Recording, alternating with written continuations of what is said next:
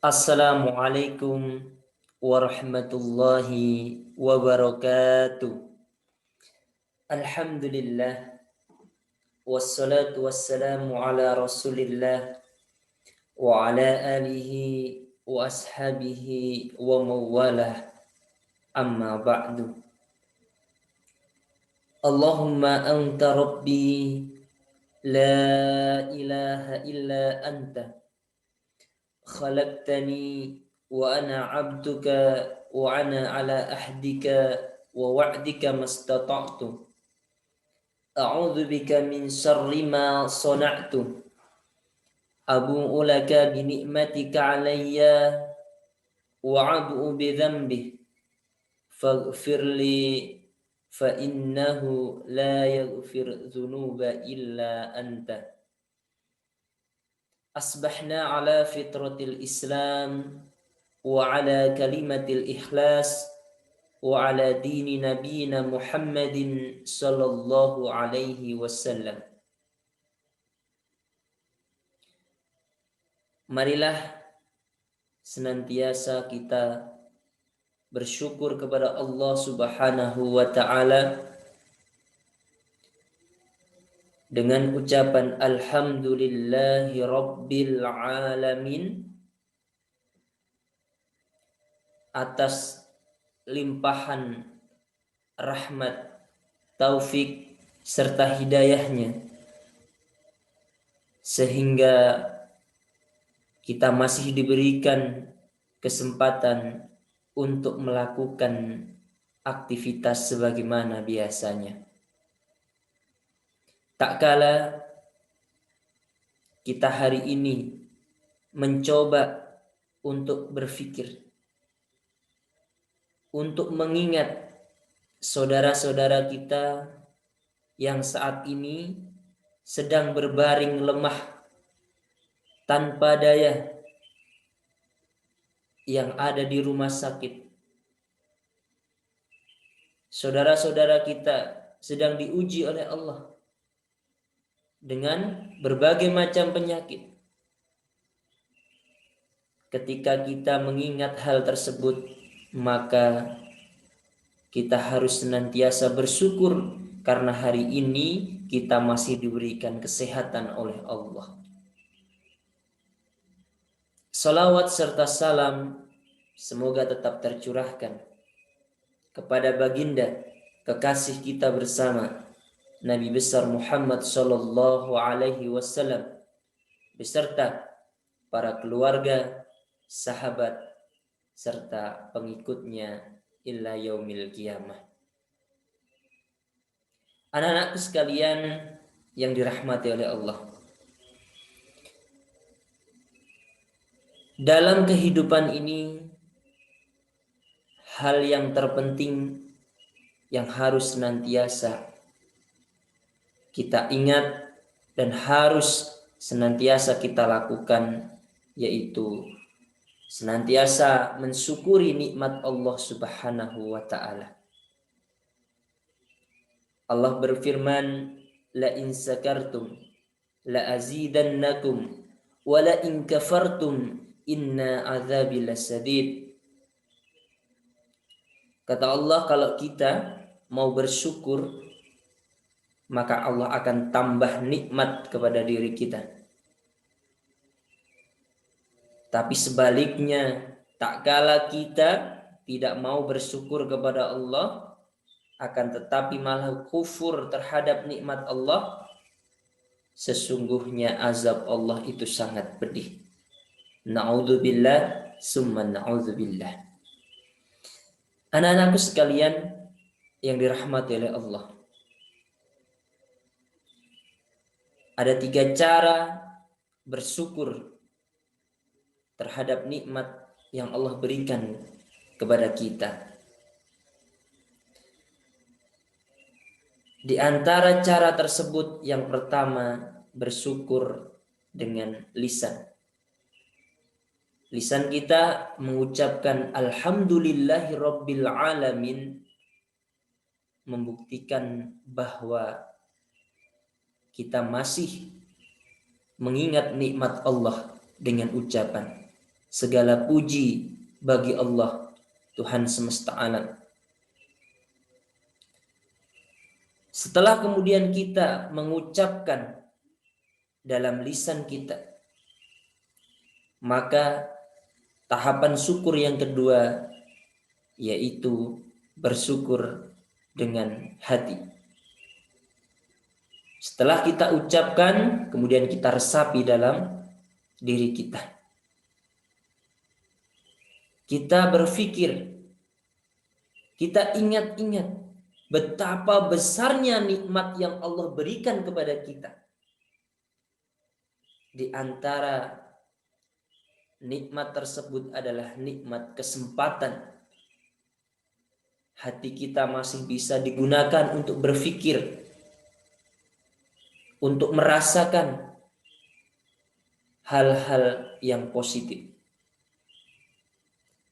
Sehingga apa yang kemudian kita lakukan dalam keseharian senantiasa dalam bimbingan Allah Subhanahu wa ta'ala. Mari sejenak mencoba untuk berpikir betapa besarnya nikmat yang Allah berikan kepada manusia. Bahkan Allah terangkan, wa in ta'udu nikmatallahi la tuhsuha. Dan apabila engkau menghitung-hitung nikmat Allah, sesungguhnya tidak akan mampu kita menghitungnya. Karena begitu besar nikmat yang Allah berikan kepada manusia. Dan yang ketiga, cara bersyukur kepada Allah yaitu dengan amal perbuatan. Apa saja itu? Yaitu senantiasa menjalankan apa yang Allah perintahkan dan menjauhi segala yang Allah larang. Itu hal yang mendasar, bahwa ketika kita hidup di dunia ini harus menjalankan yang Allah perintah dan menjauhi yang Allah larang.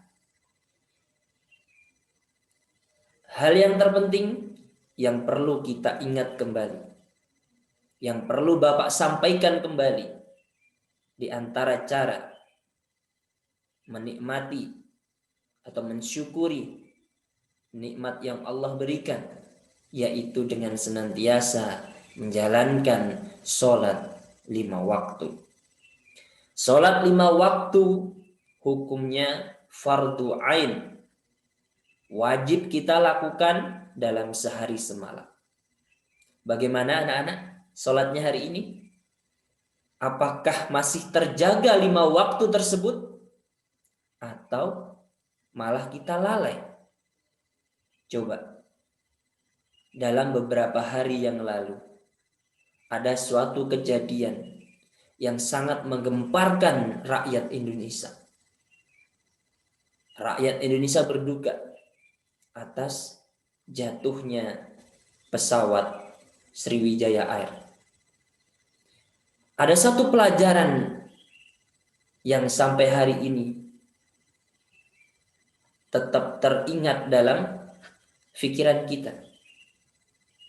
Apa yang dilakukan oleh seorang pilot sebelum kemudian dia meninggal dunia. Dalam sebuah statusnya, dia mengingatkan kepada seluruh manusia, setinggi apapun aku terbang, tidak akan masuk surga apabila meninggalkan sholat 5 waktu. Ada pesan penting dari seorang pilot, Kapten Afwan. Di kesempatan akhir hayatnya masih senantiasa mengingat sholat. Itulah yang akan Allah berikan kepada seseorang yang senantiasa mendirikan sholat dengan baik. Maka dari itu, sebesar apapun hari ini kita, sehebat apapun diri kita, tapi kalau tidak menjalankan sholat, maka hidup ini akan menjadi sia-sia. Karena hidup hari ini hanyalah sementara, sedangkan akhirat itu selamanya. Maka dari itu, anak-anakku sekalian, mari dijaga sholat 5 waktunya. Terutama untuk anak-anakku yang laki-laki, mulailah untuk belajar sholat berjamaah. Ajak orang tua yang mungkin belum terbiasa, cobalah untuk senantiasa berjamaah di masjid. Itulah di antara cara kita mensyukuri nikmat Allah, menjaga sholat. Kita tidak tahu kapan Allah akan menjemput kita. Kita tidak tahu, bisa jadi hari ini, bisa jadi besok Allah akan memanggil kita. Yang namanya kematian pasti akan datang. Sebaik-baik manusia adalah dia yang bisa menyiapkan bekal untuk akhiratnya. Bukan hanya sekedar memikirkan tentang dunia, tapi hari ini kita mari belajar untuk senantiasa beribadah dengan baik, melakukan amal soleh yang lainnya, agar senantiasa menjadi bekal kelak kita di akhirat. Tetap semangat anak-anakku sekalian. Ingat baik-baik, jaga sholat 5 waktu.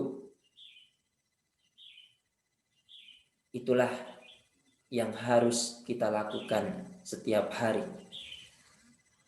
Semoga pesan ini menjadi pengingat bagi diri kita, menjadi nasihat bagi diri kita untuk senantiasa